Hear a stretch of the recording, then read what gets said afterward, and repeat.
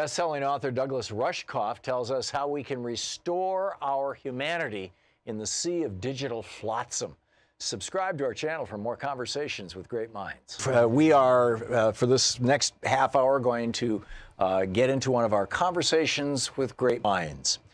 I'm so glad to have with us Dr. Douglas Rushkoff. He's the founder of the Laboratory for Digital Humanism and a professor of media theory and digital economics at City University, New York, Queen's Research Fellow, Institute for the Future, author of more than 20 books, including his latest just released, Team Human. Our technologies, markets, and cultural institutions, once forces for human connection and expression, now isolate and repress us. It's time to remake society together, not as individual players, but as the team we actually are. Last time we talked with Douglas was about your book, President Shock, wasn't it? Yeah, that was last time. Yeah, and Some time ago. Yeah, and that was 2013. 2013. I did one between then and now called "Throwing Rocks at the Google Bus," which sounds like a great book. Yeah, all the sort of the inequality of the digital economy, and now Team Human. So before we get to Team Human, let's just talk. Oh, and by the way, you're here in Portland. You're live in the studio with me because tonight you're going to be doing a gig at Powell's Books, which is just legendary and a wonderful venue. You're going to love it. It really is. And then tomorrow night. Tomorrow night I'm doing a Team Human live. It's a podcast I do, but I do them sometimes in live audiences at Bunk Bar here in Portland too. Here in Portland too. Okay, great, because we're also on the air here in Portland on X-Ray FM. So. To start with throwing rocks at the bus, at the Google bus, people were actually throwing rocks at these were the Google. I'm sorry, I missed that book of yours. These were the buses that Google uses in Silicon Valley to transport their workers around. Yeah, I mean the whole book wasn't about that, but it kind of served as the starting point. That here's a company that was two kids from Stanford. We're going to take down big bad corporate Yahoo by creating a people's algorithm that would let us search the net in a new way from the bottom up. And, they took too much money and ended up being this really awful extractive behemoth that needs to grow. And people who lived in San Francisco where the company's operating, watch their real estate prices and their rents go way, way up, to the point where the city's unlivable for them.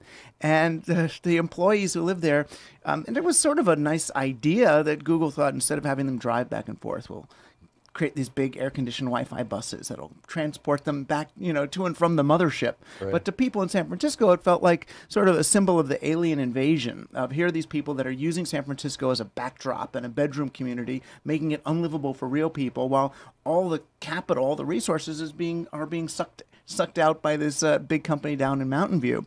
And, it wasn't just that the real estate prices or rents tripled and quadrupled, but if you were in walking distance of one of the Google bus stops, your rent was another 30% higher than it was elsewhere. So people started laying down in front of the buses and saying, gentrification. And then in Oakland, someone actually threw a rock at one of the Google buses, and this sort of very minor riot happened, and people were tweeting at me saying, "Oh, Doug, aren't you going to cheer on what happened?" Like, I can't cheer that on because it's violence. And I got friends on that bus, who are just trying to make a living and earn however much they need to earn before they burn out. So I wanted to sort of unwind that and show how we're all responsible for this sort of extractive explosion. Well, and we see this, not just in San Francisco with Google. We see this not necessarily with the bus, but this dynamic at work with Amazon in Seattle.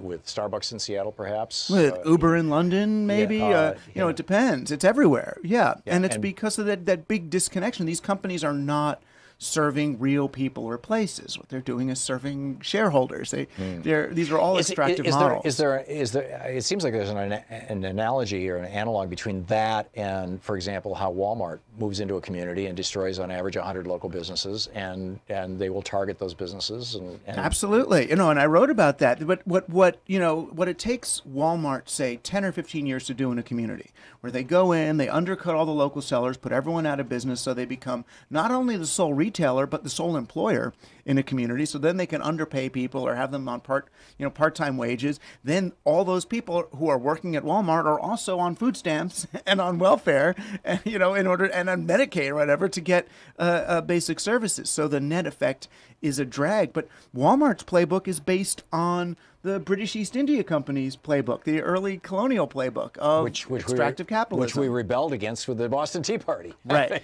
And folks like Adam Smith, who are become the patron saints of libertarianism, were actually the people arguing about the problem of large theory capitalism. of moral sentiments. Right. I mean, he wrote an entire book that was basically, here's the dangers of capitalism. And the phrase invisible hand only appears once in Wealth of Nations, and it appears that in that one place in the context of protective tariffs, essentially. I mean, the sentence begins something like preferring domestic manufacture to that of foreign, blah-de-blah-de-blah, the invisible hand, blah-de-blah. Which is really my pivot to this book, to Team Human, was where I was realizing, well, these sort of large abstracted rule sets, that used to be enforced by law in British East India time or Walmart time are now being enforced with code.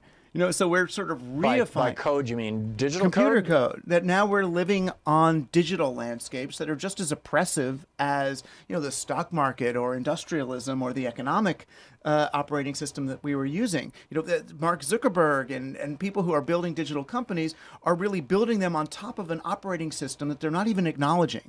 They didn't go to school. They drop out of college at 19 before they've taken economics, before they've taken anthropology. So they don't know that there's another operating system embedded in the platforms they're building. And that operating system is? Corporate capitalism. It's extractive corporate capitalism. Right. How do we use human beings as a profit center for shares? This is digital colonialism. It's exactly digital colonialism. And it's interesting, it's why even privileged white males now can experience what it's like to be an indigenous population, because at least we're indigenous to the real world. And now we're seeing this sort of algorithmic invasion. Which is why you're seeing privileged white males voting for Donald Trump when he promises them that he's going to at least give them back the dignity that they had in the 50s, 60s, 70s when they could get a union job without bringing back the unions. Right, right. And what he is speaking to, and this is sort of what I'm trying to speak to also, and that we all have to speak to, is that there's it sounds so new agey, but there's an essential dignity to human beings, that we are worth more than our utility value. And that, again, it goes back to Marx, and I'm sorry, but, that human beings... Marx's analysis was pretty spot solid. on. Yeah. Exactly. I mean, it's that we are more than the inputs and outputs. And the minute that we take on the market's logic as our own, the minute that we only value ourselves in terms of our utility and what we can produce, that's when we've lost. Yeah. So back in the 1960s, a guy named Robert Bork came up with an idea. Back in the 1880s, 1881, 82, whatever it was, Senator Sherman from Ohio first introduced what came to be the Sherman Antitrust Act of 1890. And it was vigorously enforced by Teddy Roosevelt and by Taft, after him. And the whole idea of this was that bigness, giant corporations getting too large, controlling markets either vertically or horizontally, was a bad thing because it was destructive to communities, which is what you've just been talking about. It was destructive to what they would refer to as competition, what today we would call entrepreneurialism, or entrepreneurialism, the ability of small people to start companies to compete with them. It was destructive of families. It was not honoring, in many cases, not even honoring the institutions of the company, that they were producing, vast differences in wealth, inequality in wealth, that these were all the evils of monopoly. And that was widely understood in the United States. In the 60s, Bork came along, wrote a paper about this, and said, no, that's all wrong. What Senator Sherman really was talking about, and what we really need to worry about when we enforce antitrust law, is the prices consumers pay. And the only metric that we should use to decide whether we're going to break a company up or forbid a merger is whether or not it's going to lower prices for consumers. And that became a doctrine that was adopted by the U.S. Supreme Court in a case, I'm forgetting the name, Sullivan is in that name, in the 1970s, I think it was 77, and it became the policy of the Reagan administration. And we have had no antitrust enforcement since then that doesn't specifically deal with nothing but is the consumer still getting a cheap price. So they don't view Walmart as a monopoly, for example, even if it may be the only store within 1,000 or within 100 miles for a town, because you still have cheap Chinese junk that you can buy at low prices. And the only metric they're looking at is the price, but not the cost. That's right. Yeah. So how do we if we've accurately diagnosed at least one small piece of the problem. How do we wake Americans up to that, and how do we change that? Well, a bunch of ways. I mean, I guess the simplest Team Human approach would be, how do we help people see themselves as sort of 360-degree human beings rather than just in their roles as consumers? You know, yeah, I'm a consumer sometimes, but I'm a parent, I'm a producer, I'm a worker, I'm all these other things. So if I'm understanding my rights in terms of that customer's always right, and that's the way I express myself, well, then look, then we get an American Idol presidential election, right. Of course, which is what we have, right? Because we've bought into that. We've bought into that sensibility. I mean, one cure for that is going to be when people don't have the money to buy stuff anymore. So they're going to have to start looking around. Well, that's what happened in the late 20s, early 30s. And by the way, that's also what happened in 1846 with the Great Depression then that led to the Civil War. It's what happened in 1770 in the Great Panic of 1770 that led to the Tea Party, that led to the American Revolution. I mean, it seems that about every 80 years, and the Fourth Turning, those guys, I'm forgetting their names right now, Howe and Strauss, wrote about this, about how every 80 years we have this, a collapse followed by a war, followed by a reboot, and typically a major progressive reboot. Right, which I've been kind of hoping for. Yeah, but that reboot's only going to work if people engage with one another rather than their devices. In other words, as things get worse, are we going to retreat into video games and Twitter and bad TV? Are we going to have enough money to do that? Or are we going to decide that other people are more interesting? Well, isn't this what Robert Draper was writing about in 2001 or 3 or whenever he wrote Bowling Alone? Right. If I'm remembering his name correctly. Yeah, Robert Putnam. Yeah, that's right. He was looking at the collapse of civic society's institutions. Yeah. Everything from the Boy Scouts and Girl Scouts to the Elks Club and the asking Kiwanis. Why. And some of the possible answers were cable TV. People are working too hard. Reaganism has destroyed the middle class. And now we've got, everybody's addicted to their screens. Is there another piece to this? Yeah, I mean, that's a lot of it. It's really, we are taking a potentially very powerful connecting industry, the internet. I mean, you were around for the beginning when it was going to... Oh, I ran forums on CompuServe in the 80s. Yeah, exactly. And it was, when we all, a lot of us believed that it was going to be the realization of the kind of the Gaian mind. This is the way the humans on the planet would connect up each other's nervous systems and get to experience... Oh, and we had extraordinary community in our CompuServe communities, but you were required to use your real name, which is a whole other thing. There was a rule you weren't allowed to do commercial activity online either. That's right. Yeah. That's right. Douglas Rushkoff, Dr. Douglas Rushkoff is with us. Team Human is his new book. We'll be right back. It's our Conversations with Great Minds. We're talking with Dr. Douglas Rushkoff, his book, Team Human, Our Technologies, Markets, and Cultural Institutions and Now Isolate and Repress Us. How unique is this in human history? I mean, I called him Draper. You said his name was... Putnam. Putnam, that's right. My recollection, and I literally, it's been 20 years since I read, or 17 years since I read his book or whatever, was that he was mostly pointing a finger at, number one, people were working longer and harder because of the destruction of unions, and number two, television, cable television, if I'm remembering correctly. Is there, now you're talking about, the digital forces that are tearing us apart. Is this something that's cyclical? Are there? Yeah, in a way. I mean, it's older. I think that there's some really old and disparaging notions about human beings and our behavior that we're kind of embedding in our digital infrastructure, and they're not really true. So the idea that evolution was a competition between individuals for the survival of the fittest. Read Darwin. That's not what Darwin said. That's what Herbert Spencer said. Right. Exactly. It's what Spencer said, or Hayek, or someone else. It's not. Evolution is actually the story of how species collaborate and cooperate with one another in order to ensure mutual survival. To assure homeostasis, basically. Right. Environmental stasis. Right. I was taught in school that the big tree, is getting all the sun and shades the little one, and the little one will perish and the big one will live. Turns out that's not true. The big tree is sharing nutrients with the little tree through a network of mycelia in the soil, which turns out to be alive and not just dirt. Yep. And then, in the winter, when the big tree loses its leaves, the little one's an evergreen. It returns soil, through the soil matrix some nutrients to the big tree, and the mushrooms take a service fee for it. Yeah, So exactly. it's like, well, wait a minute, what's that? That's not the story I was told. And then we learn that, if human beings really are the most advanced species, it's really just to the extent that we can collaborate and communicate. So we develop language and text and all these things to allow for higher levels of coordination. But, really when we take any of these tools, even when we use text, you look at the first use of text, and it was to count slaves. To keep track of people's slaves. Back 7,000 years ago in Samaria? Yeah, when that's what they used it for. You look at the printing press. No, people were not allowed to do their own little pamphlets on the thing. The government controlled the printing press, and they'd kill you. In fact, it was against the law to be literate if you weren't a Catholic priest. Right.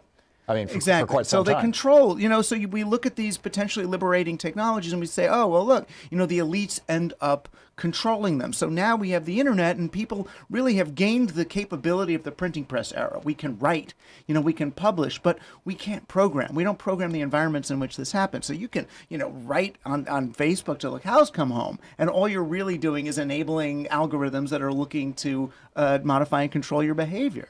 Yeah. This is remarkable stuff. Do you see essentially the internet right now, as it's been reshaped, as a malicious force, or as a neutral force, or as a positive force? Right now it's primarily being used as a manipulative force, right? There's a multi-trillion-dollar industry looking at how to control human behavior through our devices. Every time you swipe on your smartphone, it gets smarter about you, and you get dumber about it. And if you want to get smarter about it, you're going to open it up and find all of these black box proprietary algorithms that you're not even allowed to know what they're doing. Right. And when you learn what they're doing, you find out, oh, Facebook is taking my past behavior in order to put me in a statistical bucket and predict my future. And predict or modify my future. I want to say that chickpea tinga taco. Yeah, I would eat that. For our commercial stations, I was just doing a live read for HelloFresh.com/Tom. So it's a great organization. I like that phrase, chickpea tinga taco. Yeah, and we're pleased to have companies that sponsor our program. It keeps us in business. Yeah. Anyway, we're talking with Douglas. We're talking with do a podcast. I mean, we're just begging to our listeners to give us $2 a month. Yeah. But, that's a model too. It works. We're talking to Douglas Rushkoff. His new book is Team Human, and we were just talking during the break about how kind of these things are not altogether new, and in hyper simplified version. If you look at European history for the last millennia, right? There was this long period of basically feudalism. And then the Black Death came along, the bubonic plague, killed off a third of Europe. That created such a labor shortage that wages went up. The middle class emerged, essentially, as a consequence of this, the first unions in the 1300s, late 1300s. And that produced the Renaissance, right? Yeah. People could, music, art, literature. Nobody had time for that before because everybody was essentially a slave. And then that faded out after about 3 generations, and the kings took over again. And then the printing press came along, and some people say that the printing press is what led us right to the Enlightenment, right to Rousseau and John Locke and Thomas Jefferson, and on where we go. These were disruptive events. I was going to say disruptive technologies, but the bubonic plague was not a technology. But these were major disruptive events that had historical consequences that literally are ringing to this day. And I'm wondering, putting it in that kind of a context, in that kind of very large context, in the development of radio in the world in the 1920s, the development of television in the 1950s, the development then of the internet in the 1970s and 80s, what does this mean for us? How do we, as a species, deal with these kinds of disruptive cycles? And do they always end up just accruing to the benefit of the East India companies of the world? Yeah, I mean, if we don't realize what the disruption could do, then they end up not being disruptions. They end up, the digital revolution is a reactionary movement by Wall Street against the potential for wider distribution of wealth that the internet promises. Well, in the early 90s, we used to think of the internet as unleashing the new possibilities for the collective human imagination. Right. And by the time Wired magazine came out and said, no, the internet is the salvation of the NASDAQ stock exchange, that this is an investment opportunity. So we really pivoted the entire internet from connecting people to extracting value from people. We used it as an extension or an amplification of the attention economy. Absolutely amazing. I'm sorry we're out of time. Dr. Douglas Rushkoff is the author, the Rushkoff.com, the website. He'll be at Powell's tonight here in Portland. The new book is Team Human. Thank you so much for being with us, Douglas. It's great having you in the studio.